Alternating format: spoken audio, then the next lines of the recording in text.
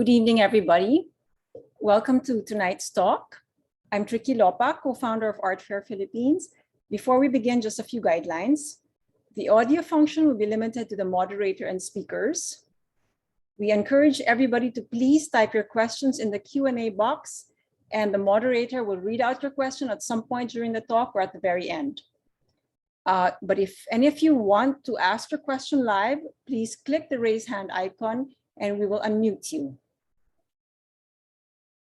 Just a big thank you to the education partners of Art Fair Philippines Talks program, the Ateneo Art Gallery, Museum Foundation of the Philippines, and the Embassy of Spain in the Philippines. And a big thank you to our exhibition partner who's worked with us for the second year in a row, Daata. Daata is the leading online gallery for discovering, streaming, and collecting digital artworks. I'm very excited for tonight's talk because it is going to be talking about this new section we had for the fair this year, which proved to be quite popular, our AR Trail.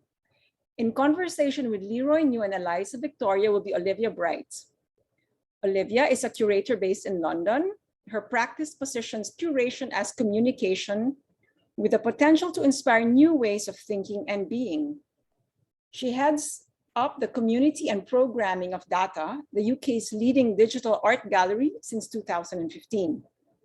Daata empowers artists to realize projects and ambitions, working closely on the conception and presentation of newly commissioned projects and artworks. Daata also curates exhibitions online and offline to nurture a broader appreciation of artists working in emerging mediums. Hi, Olivia. Please join me here on stage. Hello, it's lovely to be here.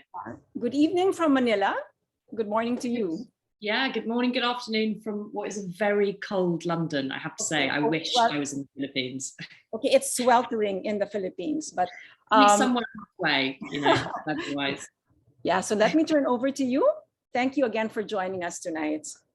Yeah, it's a pleasure to be here. Thank you so much to Tricky and the Art for Philippines team, who've been so helpful and supportive in making this event happen. I'd like to bring Eliza Victoria and Leeroy New to the stage. I think we have a short video of works. Here we go.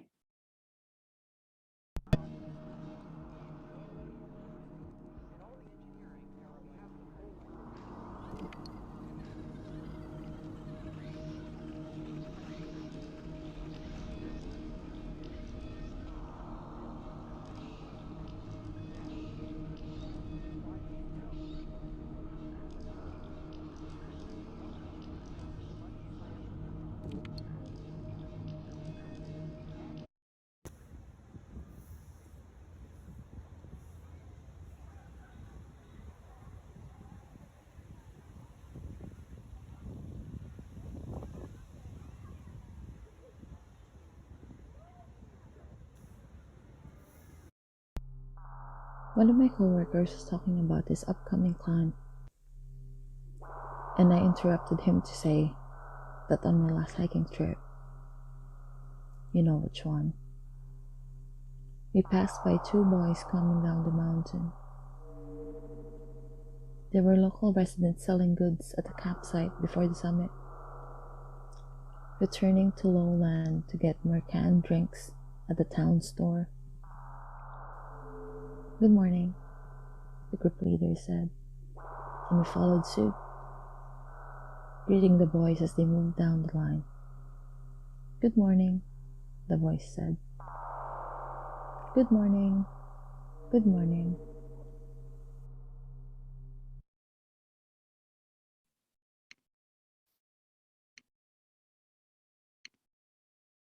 Thank you so much for that wonderful video. I've not actually seen the works in the flesh in the Philippines, so it's such a joy to be able to enjoy that with you. What we just saw was some footage from the trail, which features Philippine artist Leeroy New.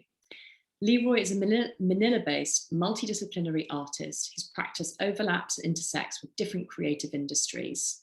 His work, Aparisyon, was the larger-than-life spherical work plus the face filter which was inspired by recycled plastic bottles and his sculptures that he created during the pandemic.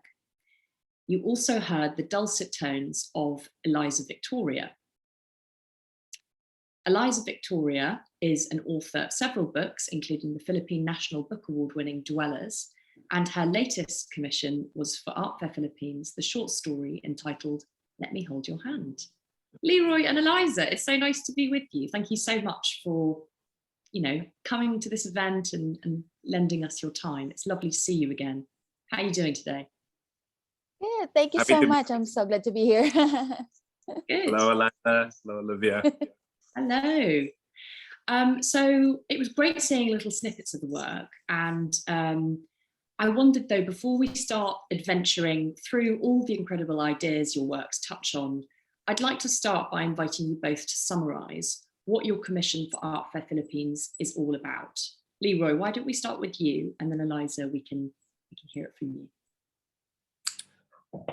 Well, it's always interesting to explore the realm of virtual and the digital, and this entirely otherworldly plane that I'm not too familiar with, because I deal with my hands most of the time, like physical matter. I'm, I guess, traditional in that sense that I deal directly with, physical objects. So it's always interesting, and there's some hesitation also, like exploring these other platforms, but also I'm very much aware of how much these virtual worlds that are developing, that are overlapping our existing physical realities, affect like our real world motions and interactions. So yeah, it was great to be able to collaborate with Matt and Oliver to develop, to transform this series of mine that they developed during the pandemic, these like transparent carapace, into something more more ghostly in terms of form, because it's like not physical. So yeah, it's that's essentially what we did. Fantastic. Thank you so much, Leeroy. It's very interesting, hearing your immediate thoughts and responses about it. It sounds like for you, process and tactility and the actual making of an artwork is really, really fundamental to your practice. Beyond, the conceptual, it's very, the physical is very significant for you. Thank you so much. And Eliza, tell us about Let Me Hold Your Hand. Could you give us a brief summary for people who haven't yet had a chance to dive in? Yes, so Let Me Hold Your Hand is my short story that's included in the AR Trail. It draws from the tropes of portal fantasy. So stories like Alice in Wonderland, where the protagonist moves from the world as we know it to the unknown world, and then back to the world as we know it, transformed in one way or another. It also draws from folk narratives of people getting lost and imagined in mysterious realms and losing time and all that. Like they'll be gone for an hour, but in reality, when they get back to the known world, they've been gone for like a week or a year, stuff like that. But in my story, instead of dwelling on the unknown world or explaining the magic system or everything like that, I wanted to focus on the trauma that the character goes through, experiencing something so profound like that. And that's what Let Me Hold Your Hand uncovers. Fascinating. Yeah, Daata, we hold a monthly articles club, and this month our articles club was your wonderful story, and we had such amazing feedback from people who, some of them don't normally read sci-fi, some of them do, and yeah, it was wonderful hearing other people's responses. So hopefully we'll be able to kind of untangle some of those today. I thought I'd actually perhaps start, before we move on, by actually just starting with the title of both of your works. Why did you choose, perhaps Leeroy, again, let's start with you. Why did you choose to name your work am I pronouncing it right? Apparition? Yeah. Aparisyon. Yeah. Aparisyon, but close, very close. It has to do with our conversations. I mean, specifically what you brought up, your personal observation, Olivia, that how this plastic bottle series that happened that I kind of was preoccupied with during the pandemic, kind of refers to the physical world, the remnants or the detritus of our physical world, but also how this detritus has been transformed into an entirely another mythology of sorts, for a layer of mythology over the world that we're living in the Philippines, born out of the discards that we produce. And also you combine this with the idea of remanifesting these works that I did onto the virtual space. So these different layers of reincarnation, remanifestation or manifesting of the material into something different, into another realm. And the word aparisyon used in the Philippines refers to like these, I guess, supernatural sightings, ghostly sightings, supernatural sightings. And so, and it has a lot to do with the person seeing them, because like a lot of the power is attributed, the power of being able to see these things is attributed to the person seeing them. We claim that the person has a third eye or a sixth sense. So it also falls to the person perceiving these apparitions. That's wonderful. Thank you so much, and excellent feedback on my pronunciation. Thank you very much. Eliza, what about you? Your story. Let me hold your hand. It's a real invitation, isn't it? Yeah, it's interesting now when Leeroy brought up the idea of the importance of perception, because I've been thinking a lot about the idea of the encounter. Like when you encounter an artwork, the idea includes like you're being transformed by the encounter, but at the same time you're seeing it transforms the artwork itself as well. So I guess that's just an aside, just a response to what Leeroy said. It's funny because originally the story was supposed to be called "Will You Hold My Hand?" And I was thinking while writing it, it's the character asking someone else for help, but while writing the story, the protagonist herself transformed in my head from someone needing to someone offering, like what you said, inviting someone. It's a story that I'm imagining people will read while walking the trail, and I'd like to offer, this is an encounter, but a friendly sort of encounter, like an invitation to step into a new world. And, yeah. That's wonderful. I love that idea of an artwork being, a portal into a new world, but also you're shaping that encounter by sort of participating. That adds so many layers, and it creates something which could be quite static into something with longevity, with performative value. That's wonderful insight. Thank you so much. Amazing.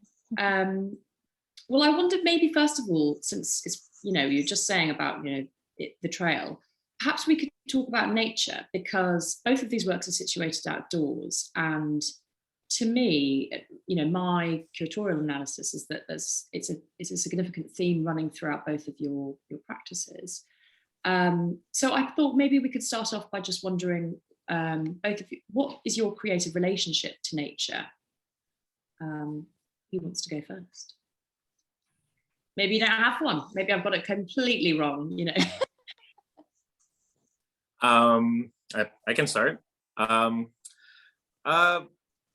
think my generation, my specific generation in the Philippines, we were exposed to certain films and animation that dealt a lot with the idea of nature, of humans trying to fight off or fight off like the forces that cause nature's cause harm to nature or like lead to its destruction. You know, I mean, I remember seeing Fern Gully. I don't know if that's something that anybody's seen. I mean, it's supposed to be like people kept pointing to that film when Avatar came out as a source for the film, you know, and you know, there's like the more obvious cartoons like Captain Planet. I saw a lot of Hayao Miyazaki as a kid, you know, purely by accident, like definitely not intentional. Like somehow it managed to find its way through my screen in General Santos City, you know, of all places, like in the south of the Philippines. So these are just like random encounters that you don't think much of, but does latch onto you in terms of your attitude towards nature. And so it's quite easy to you know, to assume these principles that we're now moving in. And I do draw a lot of my forms from nature, my responses to nature. This is also informed by being exposed to how Filipinos, you know, reuse and transform whatever surplus they find in the Philippines, be these discards or agricultural surplus, and, you know, transform them into Christmas decor or other craft-based pieces that, you know, become a source of livelihood. Yeah, and our fiestas, you know, it's like, you know, celebrating the abundance of nature, covering the facade of their houses with their harvests, with rice, colorful leaves made out of rice, you know. And I would, and in sci-fi, in the sci-fi language, the sci-fi films and graphic novels and other and games that I was exposed to, natural forms, biomorphic forms, nature has become a language for futurism, like, you know, drawing back to these relationships, our physical relationship with nature. So in effect, like, you know, these spaceships and futuristic architecture echo natural forms. So, you know, these are the kinds of things that I've kind of ingested and have since occupied my subconscious and have since determined the direction and the forms that I've produced. You know, I mean, like the face filter for the AR trail. In my mind, I was kind of like recalling the cicada shells that I would see. We would find in our art high school that was situated in Mount Makiling, in the periphery of a mountain. So these cicada shells that are like translucent, transparent. These are the results of the cicadas molting, and they would like be left on the trees, and you know. So yeah, it's become part of the intuitive process. That's fascinating because, and actually I'd like to, this might be an interesting place to sort of hand over to you, because it sounds, Leeroy, what you're describing is a very holistic relationship with nature, and it is very cyclical because even your discards become sort of part of the next step, and it's this sort of free-flowing relationship. There's no sort of separation, which is interesting because, Eliza, in your story, this is my personal interpretation, but nature is positioned as a place of retreat. People go on a hike. It's a place where they explore and get lost in and can't come back. And there is that separation. Could you speak a bit more to that? Yeah, that's interesting. When I heard your question, I was thinking that Leeroy will have a lot to say because a lot of his artwork is site specific. So the positioning of the artwork and how, like taking into consideration how people will move around the space adds a layer to discovering the artwork.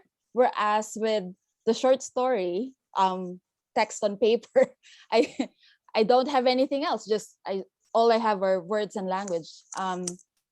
So in terms of my relationship with nature and my creative practice, it's funny because I'm zooming in from Sydney, by the way. I came here in 2018, and it's only here where I sort of discovered nature or the outdoors as something that can be a part of everyday life, that can be accessed every day instead of like just going on a holiday, or something that is not tied to commercial interests, something that is available to everyone.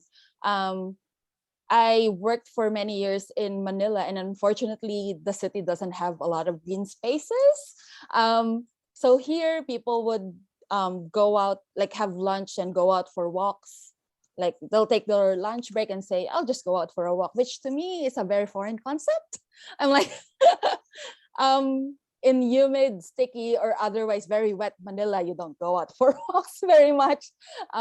So here, that's where I'm just discovering, I'm enjoying the outdoors, or what a quote unquote nice day is actually. So in my creative practice, prior to, discovering nature and all that, nature comes in as an imagined space, or at least a space that's completely separate, like you said, a space to retreat to, or at least a space to encounter with awe, or something that has to be where you need to be careful where you tread. Yeah, and this shows up in the story as well. Yeah. Fascinating. I think I'd also like to perhaps, as a segue between sort of nature and what you mentioned earlier, Eliza, about the encounter, perhaps talk about the trail and the works as portals, for example. So I have a bit of an interpretation about the works in the trail, never having seen it in the flesh, but just from the videos I can see, and in writing about the text that accompanies this. Obviously, the work is very site specific, and it's exhibited in Ayala Triangle Gardens. And gardens come up a lot, even in your story, for example. And it made me think about gardens as a state of mind, as a dream state. In therapy and hypnosis, gardens are very safe spaces where we're invited to explore both our fears and our traumas, but our dreams and our desires. And that's a bit like an exhibition. You're asking people to enter this fluid space of possibility and make connections between their own experiences and those of the artists.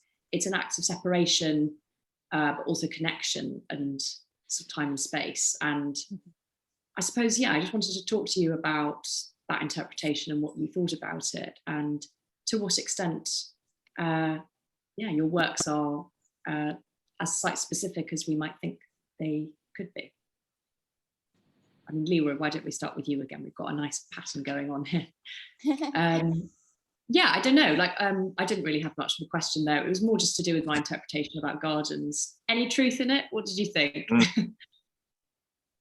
Huh. I mean, when you plan an artwork, for example, it sounds like process is important to you. Yeah. Do you think much about the encounter and the audience's experience? Are you trying to kind of build an experience, or is it more about your experience of making?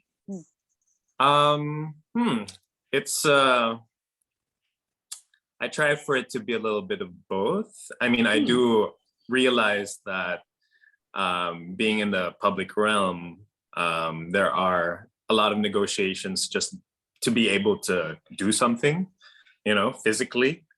Because initially I started out doing street art just because there was a need for me and my peers back in art school to kind of seek out spaces where we could actually create work, but also it was a response to the exclusivity of certain art sanctioned spaces, and also a response to essentially Filipino, habits in the Philippines. Back then when we were studying, there were hardly enough art spaces, platforms to make it something viable for Filipinos as a source for enlightening themselves or entertainment.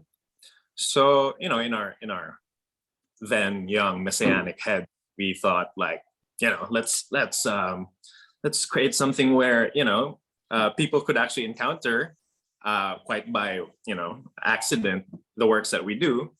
And we already kind of had set in our heads then that, it didn't matter if people thought it was art, or what kind of experience they got from it. I guess the intention was to occasion a different kind of encounter, and and allow for like different ways of interpretation and reception. And until it came to a certain point where I've been doing it for years, that a language has developed for myself, like everything that I've absorbed since my childhood, like all the sci-fi fantasy, mythologies, be they ancient, pre-colonial Filipino mythologies, or like modern superhero mythologies. So all these like come together, also as an attempt to transform my immediate environment.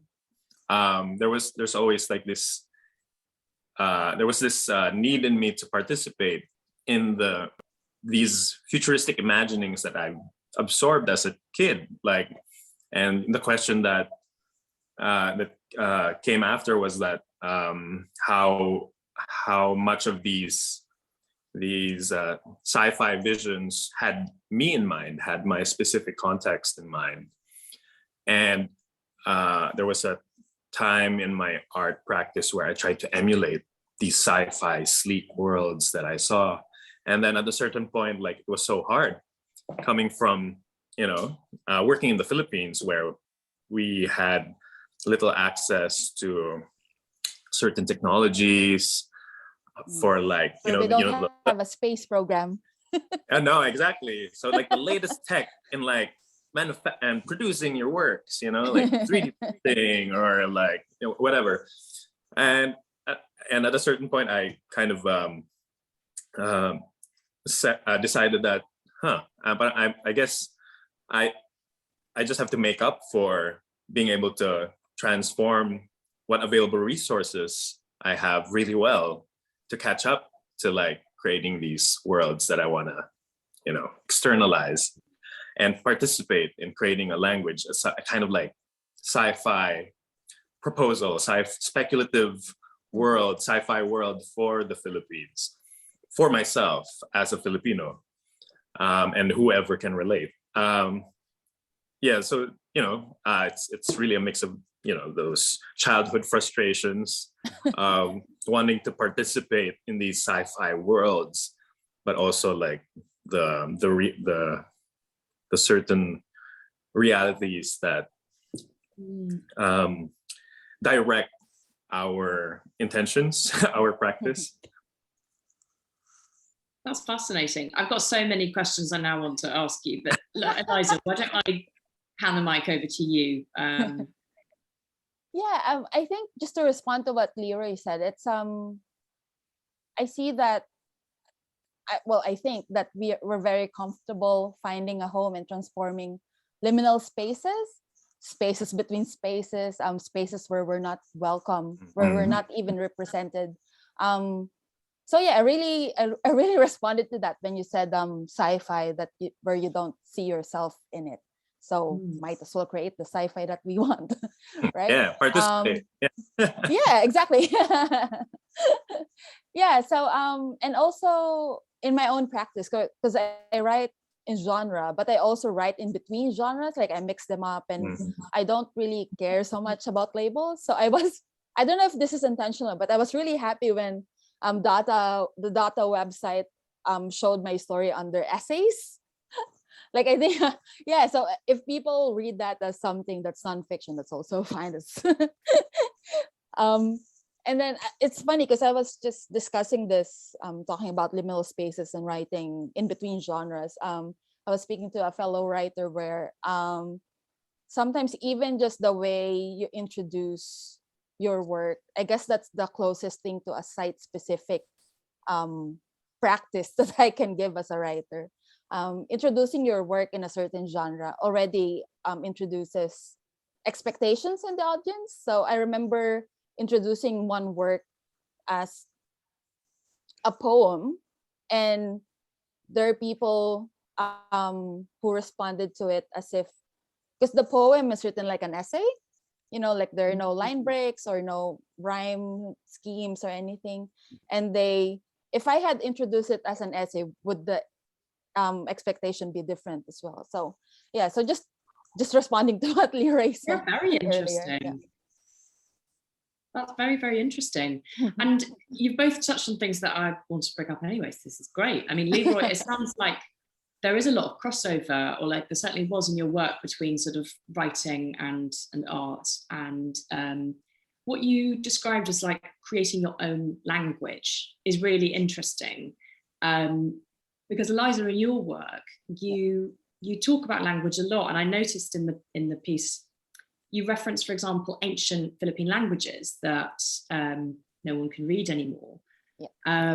You also sort of reference, I suppose, writing as a feminist pursuit, as a sort of form of power. And I mean, I've got multiple interpretations of many things, but something I wanted to ask was about the process of writing in a foreign language. What's it like to write something, to my eyes, feels deeply Filipino in spirit, but in English? Yeah, it's interesting. Whenever I tell people here that I've had books published in the Philippines, the first question is always, "Oh, are they translated?" And I have to explain that, oh, actually, I write in English. They don't need to be translated. But when I sit with the question and just think about it a little bit deeper, in a way, yeah, they are translated, because translated from my own experience. Like whenever I write stories, the characters are speaking in Filipino. I'm just translating them to another language that other people can access. It's interesting because I also write I've written one act plays in Filipino, and this is some phenomena that I still can't explain, because whenever I think of another person, another body in space, who's going to inhabit this character, who's going to walk on stage in front of me and say the words that I'm going to write, I can't imagine them saying the words in English. So I'm like, I will need to write this in Filipino. And I'm also working on a comic book manuscript that I've been writing in English over and over, and it just doesn't work. And then when I switched to Filipino, all of a sudden, everything just fit. So I still can't explain it at this point, why the experience is so different, writing in your own language as opposed to writing translated life in English. Yeah. So perhaps it's the power of, hearing your authentic sort of voice being heard. Yeah, it's an interesting one. I wanted to talk to you both actually about power play in your work. I mean, Leeroy, your sculptures they kind of feel like masks, especially the face filter one, which takes sort of augmented reality into like quite literally another dimension. And yeah, I wondered, sort of, to what extent would you consider this to be a performance? The AR version of it? Yeah. Or, Did you consider it to be a mask, presumably, or is that my assumption? Yes, and a lot of other things, I guess. Role playing. I mean, it stems from my. Oops, sorry. a Zoom mask on there. Yeah, there you go. It stems from my background as well of working with movers, theater makers, performance artists, and how studying in a school with all sorts of different creative majors shifted my interest into something a bit more holistic, in the sense that, you know, I've learned to interpret my sculptural constructions as spaces for interaction, as allowing for performance or certain kinds of movements. And I've grown bored of just making static objects and wanted, you know, people to wear them and move in them and allow for certain kinds of alien movements as well. So, you know, and clearly these spaces, these creative spaces that allowed for this were like, you know, queer friendly spaces, which the idea of costuming and dressing up wasn't exactly seen as traditional art making in the Philippines, you know, so it was still strictly seen as the dominant market was still seen as mostly paint on canvas or any of the other traditional 2D forms. So, you know, it was very helpful for my moving in and out of certain creative scenes to allow for this development in my practice, moving into spaces that allowed for this, that were friendly to these ideas and these explorations. So, you know, in a way, the mask thing is like, maybe it's not the mask, maybe it's like allowing for certain identities to be expressed that couldn't have been expressed in the other systems of representation and display. Yeah, and I grew up in a very traditional city, General Santos City. You know, it's like this can be seen with like how our certain leaders portray themselves as very macho, and you know, there are very strict ways in which gender is expected to perform, and we were never taught to like speak out or have an opinion. You know, in the Catholic sense, having an opinion is tantamount to being rude, or like you know just obey and follow and all that. So it's become my way as well of exercising these habits that have been instilled in me, which I'm still trying to exercise. And you know, by dressing up and putting on like by making these wearables and not having collaborators to wear them, and I'm being forced to wear them myself. So in a way, I'm like allowing myself to engage in this, or like exercise myself, like the bad habits I've inherited, or like, you know, really just putting myself in a situation that allows for something to grow. Yeah. Thank you so much for that deeply personal response. I really appreciate that. And yeah, learning more about your background as well. That's really insightful. And I hope that when people experience the works on the trail, they can sort of take that into consideration as well. Eliza, what responses do you have? Yeah, I was just thinking about when Leeroy, when you said that no one else, you don't have a collaborator to wear your art. Now with the AR Trail, people can wear them. Yeah. Isn't it amazing? And they're actually holding the apparition. They're holding hands. I've seen images where people like hold that alien orb. Yes. Where they're trying to like find different ways to interact with it in that virtual space. Nice. Like sort of leaning tower. Yeah, it's interesting. Yeah. Yeah, just going back to what I mentioned very early on about the encounter. That I think is like the purest form of it. Like the viewer of the art as your collaborator as well, and they're able to transform it in their own way. Yeah. I don't know what else to add. It's an amazing answer.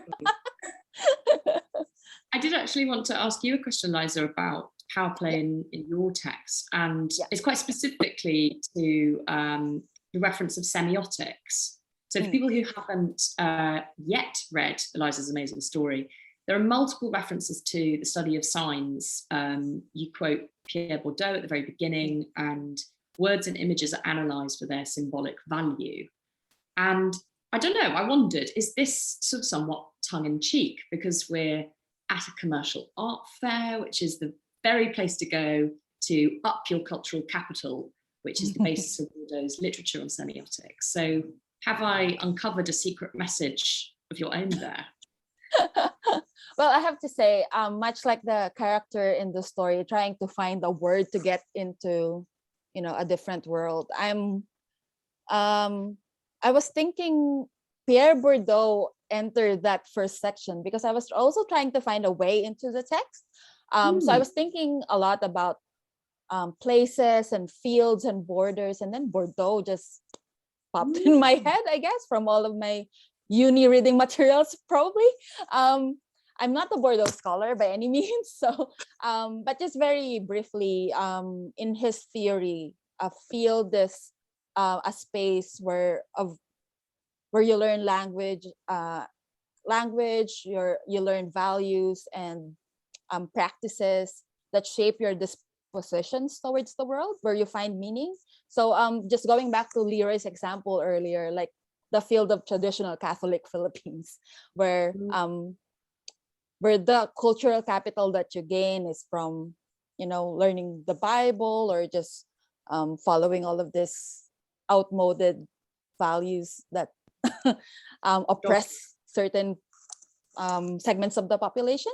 But again, like the field is finite, it has a border, and outside of the field, your cultural capital may be meaningless. So just things that are rattling around in my brain. In the story itself, it's just interesting to think of the character being in a field and having important, crucial information that allows her actually to escape, but then that escape also leads her to her despair. So just something that I found really interesting. Yeah.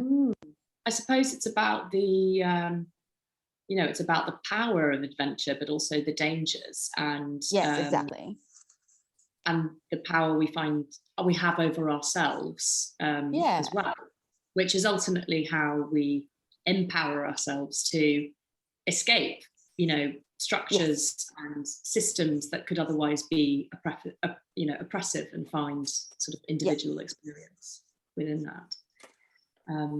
That's very fascinating. Thank you so much. Do you know, I don't have any further questions. I think that the audience questions are what we really need to hear. I think we should, speaking of power, take it to the people. Yeah. Yeah. I know that we've got some wonderful questions already here. Would people be okay if I sort of read them aloud and just direct them to you? I think that way we can get through as many as possible. Yeah. Oh, while you do that, hold on. Speaking of power, I need to plug my iPad. Very, very important. Okay, gosh, we've got some good ones. Thank you so much, Scott Garceau. You've been, you've been sending so many in. That's wonderful. Maybe Eliza, there are a couple directors straight at you, so why don't I just hit you with some of those? If you'd like to read them, Eliza, there is the Q&A box at the bottom of your screen, so that helps you. We've got one, and Scott says, narrative plays a big part in Daata's digital films. I wonder if that might be specifically the film which you made. How did you adapt your story into this new digital environment? Yeah, so I guess I just have to tell the audience that the idea came from you, Olivia. You did. Yeah. So I have no idea that my voice will be included in the in the trail itself. I'm very happy to just let my words speak for themselves and just have people read them on the trail or after they go through the AR trail. Yeah, so thank you so much, Olivia, for that idea. I thought it was interesting. I unconsciously I started reading the text in like this very mysterious low voice. I don't know, just to give some sort of atmosphere, I guess, for the people coming in and enjoying Aparisyon. Yeah. Yeah, I thought it would be a way for just to sort of heighten awareness of your story. And Yes, yeah. we really wanted to, it was very important that we consider and position it as an artwork in its own right, even though it's not kind of a piece of visual art. Yes. Or even a piece of AR artwork, actually. But we thought that by sowing that seed along the way, it sort of refreshes you between all the other pieces. And also you've got such a beautiful voice. And Oh, thank you. yeah, you do. You should do audiobooks. So it was a way to kind of, I suppose, yeah, heighten awareness of the story and draw people into your world even more. There's not much language in all the other pieces, and as we've just explored, it's quite a rich theme throughout this trail, and particularly with Leeroy's work. So it was brilliant to be able to include it. Yes, thank you so much for being so game, Eliza. And thank you for your question, Scott. We've got one for Leeroy, which is, how does your work intersect with the AR digital space and with Daata's work in general? Perhaps you sort of answered this already, actually. Perhaps they asked this before you got. Do you have anything you'd like to? Is there anything additional you'd like? First time we've worked together, for example. Yeah, I mean, I guess part of the idea of world building or like is tapping into different platforms and different ways of manifesting this hybrid mythology that I'm constantly trying to unravel and realize. And so when I get an opportunity to like express and express in other ways, in other platforms, I will grab the opportunity in the same way that I've constantly tried to like move in and out of like different creative platforms to be able to learn. It's my main means for further educating myself now, like working with like different specialists, different contexts, and in different worlds, like the one that we've just developed for the AR Trail. Fantastic. Yeah. Thank you so much, Leeroy. I also see that you've got a bit of a fan in the audience here who remain anonymous, but they've very sweetly said, "Hi there, Leeroy. I've been a huge fan, fanboy moment, ever since the Aliens of Manila, and I admire how your art doesn't just foster and intrigue our eyes, but also our minds, especially when you use your pieces with touches of socio-political concepts, which makes your art multi-layered and they can speak for themselves." This person should be interviewing you, not me. They write so beautifully about your work. My question is, how did your art change during the pandemic? Are there new styles or techniques or some sort of awakening with your art and life as an artist amidst the adversity? Great question. Yeah. Very, I mean, it's kind of like fast tracked a certain trajectory in my practice. I've since challenged myself to like use as much as possible collected materials, because I've built worlds where I would do both, like use reclaimed materials, but also use a lot of new materials. And the first few months of the pandemic kind of posed certain questions to everyone in terms of like accessibility to materials and certain ways of doing things when, you know, all the borders closed, you know, certain resources couldn't get into the country, you know, even like there was a desperate need for PPEs the first few weeks. And it was just amazing to see and find that most creatives in the Philippines who had some spare resources transformed their studio setups to produce improvised face shields, bunny suits, and it was encouraging. And you know, even my own studio participated by making use of our leftover acetate sheets and, you know, whatever garter material to make improvised face shields.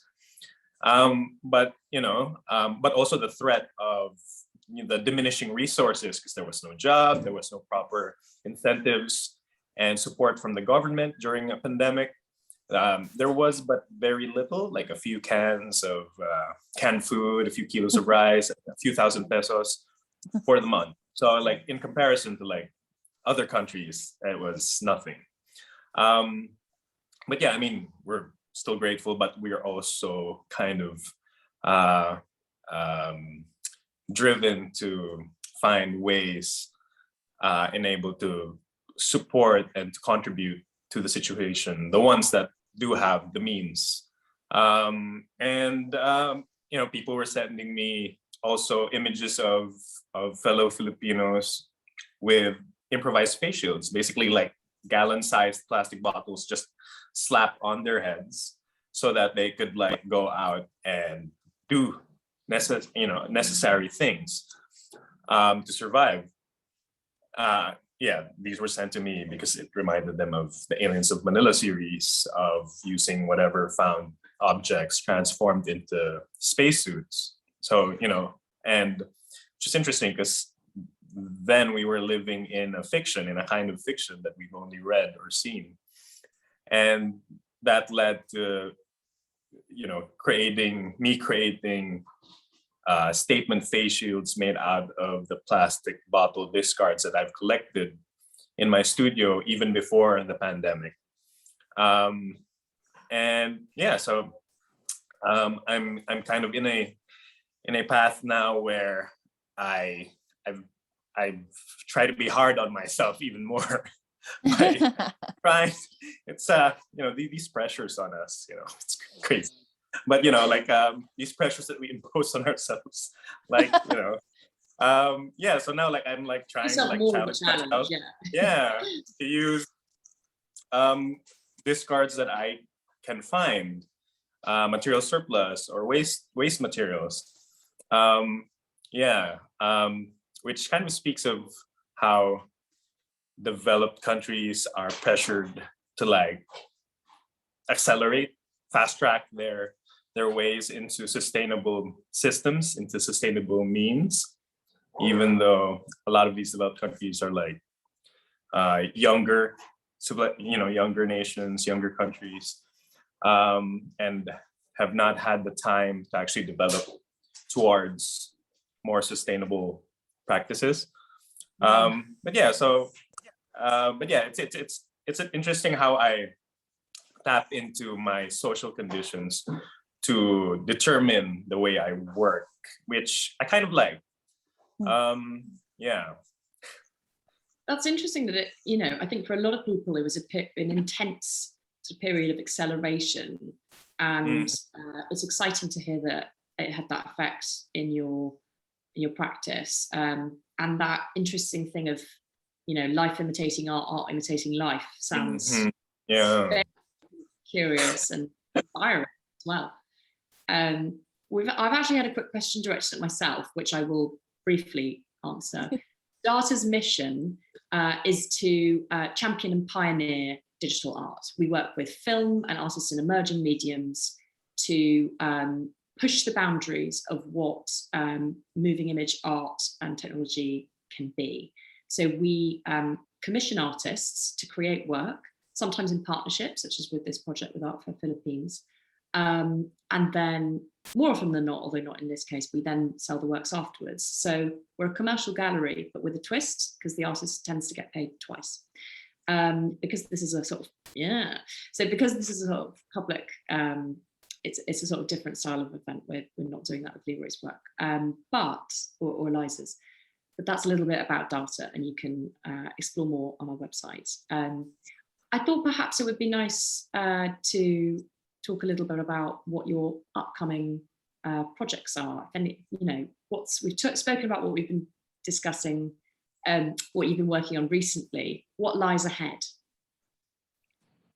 So I think I've touched on this a bit earlier. I have 3 titles that were originally published in the Philippines and just distributed within the Philippines. So people in North America or elsewhere are finding it hard to get access to them. But now Dwellers, Wounded Little Gods, and After Lambana, which is a collaboration with artist Mervin Malonzo, they've been picked up by Total Publishing. Yes, yeah.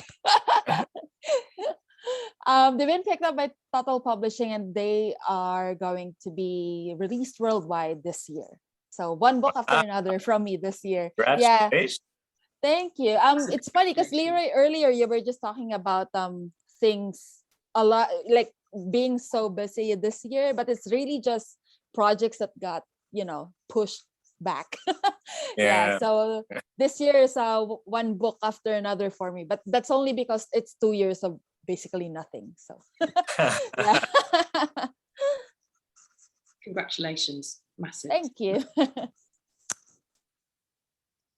Leeroy, what about you? Oh, I've noticed we have some other questions, but I think it would be good to just give a plug. What's coming up next? What's inspiring you moving forward? Well, right now I'm trying to push myself even further by transforming these spaces, these structures that I built into something a bit more practical and functional, so as to not reside only in the realm of speculative fiction anymore. So like I have a current project in Ateneo, Ateneo de Manila with Ateneo Art Gallery. We've been working for the past months on this kind of bamboo metal organic colony structure. It looks like a cluster of spheres interconnected with like bridges, but like weaved over bamboo as the main skin, with plastic discards as growths to serve as a kind of screen or covering. And I'm working with Jose Felix, who's an environmental scientist who is engaged in developing agricultural systems. And we are working on integrating agricultural systems into the structure to grow food. So when I see an opportunity to like make the worlds that I want to build into something actually helpful or like practical or functional, that's kind of the goal now. Yeah. We've got one quick yes or no question for Leeroy, and then I'm going to end on. We've got one more question for you, Eliza, and one more question for you, Leeroy. So the quick one before we move on to our final questions. And thank you so much, audience members, for these wonderful questions and for your attention. It's just such a thrill to be able to share this work with you. Leeroy, the quick question was, NFTs, something you'll be exploring in the future? ? I'm open to it, although since I'm kind of very set in my manual ways, I'm in no rush, really. Like in the same way I was in no rush to like participate in certain very specific art systems, I tend to like move at my own interest and pace. So, and allow for the conditions to be perfect, or like to, for the conditions to happen for such things to take place. So yeah, I mean, I guess it's not about caution. It's just like I'm also very preoccupied with certain things already. Yeah, and it's kind of worked to my advantage not to like jump at every new opportunity or new door. Yeah, but I'm also, but I'm waiting for the conditions to arise for that to happen. Very, very good answer. Eliza, we've had a question from somebody who's an instructor in 21st century literature, and they wanted to ask, for your perspective as an author in the 21st century, how can we encourage the youth to read and appreciate more literature that is written by Filipino authors? Great question, very important question. Yep. Often with questions like this, we always think about going back to personal responsibility, when sometimes these problems are more of a systemic challenge.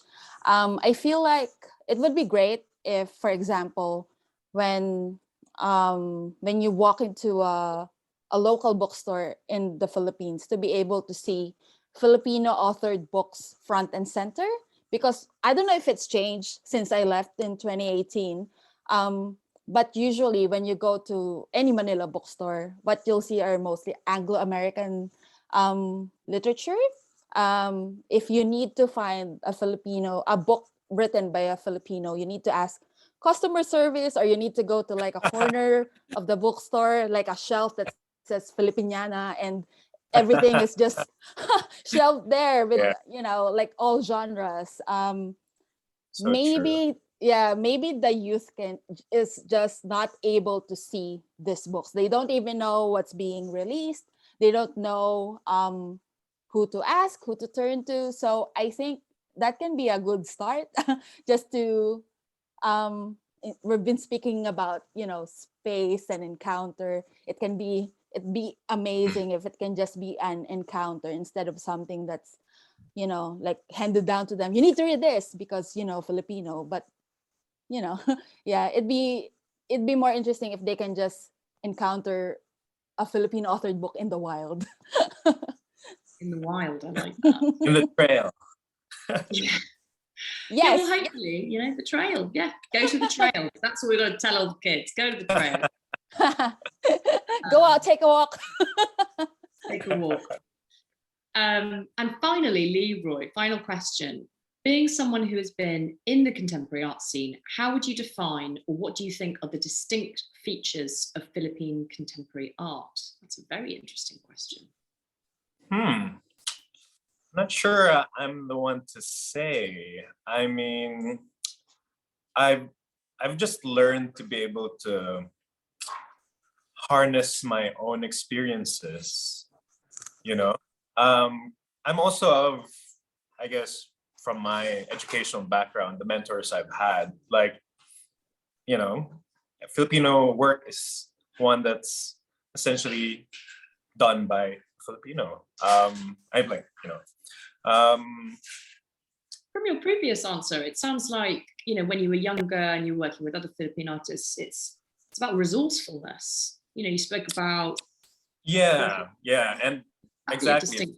That's what I mean by when I've learned to harness my own experiences. When I've learned to like move away from, I guess, more traditional art making practices, or like the desire to like replicate the sleek futurism I've seen from developed countries making films and books and novels, to like just really drawing from my immediate experiences, my immediate environment, the materials that I have access to, and it's really all about the sensibility that I've developed that can be transposed onto essentially anything. But I've sort of allowed myself to be led with those those specific conditions to develop my own way of doing things, and not see them as the limitations that I would have seen before. You know, yeah, yeah. Carve your own path, yeah, and be inspired by what's around you. That's great. I think that's such good advice. I think we should end there. Thank you everybody for your questions. I'm sorry we didn't manage to take all of them, but perhaps Leeroy and Eliza, would you be all right if people come away and start thinking, oh, I wish I'd asked this? Could they maybe at you on Twitter, tagging in Daata and Art Fair Philippines? Would you be okay with that? Yeah, sure.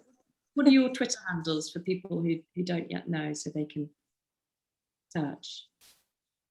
Yeah, what are your Twitter handles, Leeroy? I mean, I don't use much Twitter. Okay.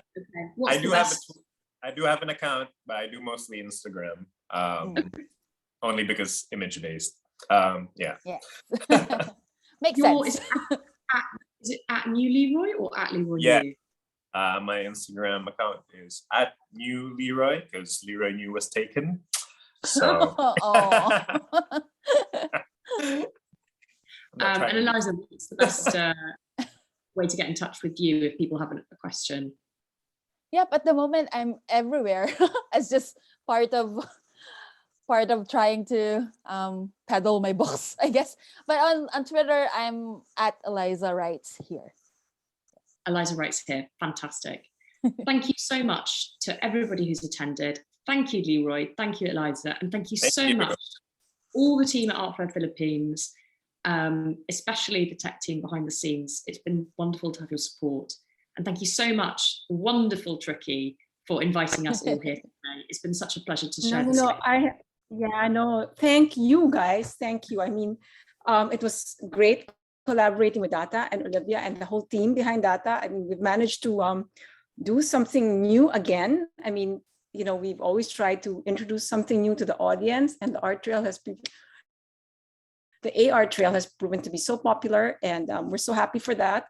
And more importantly, we're really happy to have both Eliza and Leeroy's work there. So big thanks to you guys. Yeah, before we go, the tech team is reminding me we have to take a souvenir photo since we're not all together. Yeah, so I'm so sorry. The audience has to watch us smile. Okay. On screen, yeah. So can you just, Annie? Yeah. Okay. Yes, Tricky. Okay, ready? 3, 2, 1, smile. One more, please. 3, 2, 1, smile. Thank you very much. Okay, thank you. Yeah, thank you. Reminding everybody that Art Fair Philippines has one more day tomorrow. So there's one more day to enjoy Eliza and Leeroy's work and the rest of the AR pieces from Daata. Right, take care, everyone. Yeah. Bye. Yes, Bye. thank you. Thank you so much. Yeah. So before we close, just a big thank you again to the education partners of our Talks program, the Ateneo Art Gallery, the Museum Foundation of the Philippines, and the Embassy of Spain in the Philippines. And of course, our favorite exhibition partner, Daata. Please tune in tomorrow. Actually, we have great talks tomorrow. Beginning at 1 p.m., you have 4 of our projects artists doing in a discussion with Ms. Boots Herrera of the Ateneo Art Gallery and the curator of the project section, Norman Crisologo. And we encourage everybody to please check the Daily at the Fair page. We are ending tomorrow's the Art Fair Philippines Talk series and the fair with a talk on the Philippine Pavilion at the Venice Biennale. That's going to be at 7 tomorrow. So we encourage everybody to please book your spots for the conversation we're going to be having with the team that's currently in Venice. Thank you so much, everybody. Good night.